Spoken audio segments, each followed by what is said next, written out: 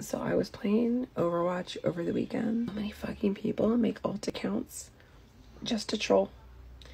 And I'm sick of seeing it. I'm sick of like getting stuck in like the lower ranks and having teams completely just getting shat on by pre-mades who are clearly on alt accounts and like farming spawn and just totally taking advantage of newer players. Like, stop being that way. Like, why can't we all just like coexist and enjoy the game?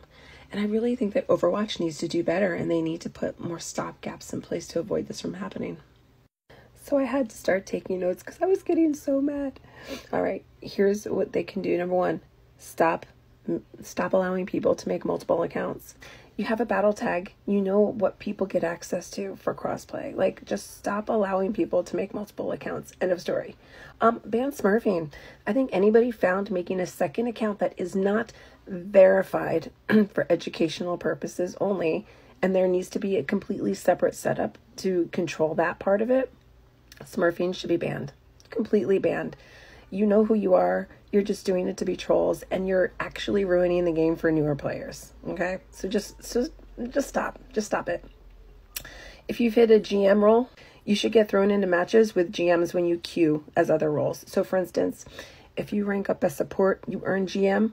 I think by default, you should also carry that GM role into tank and to DPS roles. I know it might be unpopular opinion, but I see this so much where people who have either hit masters or grandmasters and they come in as another role and they just like shit on people. Look, here's the thing. When you get to a grandmaster level, you're clearly showing your education on the game and your skill. And that's going to by far bypass anybody in like the bronze, silver, and gold levels. Okay, no matter what you play, because there's that sense of awareness. It's not just how well you play as a role, but there's like a certain aspect of gameplay and educational knowledge that you have that newer players just don't have. Another thing I had thought of is that pre-mates should not be grouped in with solo queues. And you're probably thinking, yeah, but that'll result in higher queue times. But we can modify this. If you are in a group of 2 or less, you should be able to go along with solo queues. If you are in a group with 3 or more players, automatically you get into the grouped queues.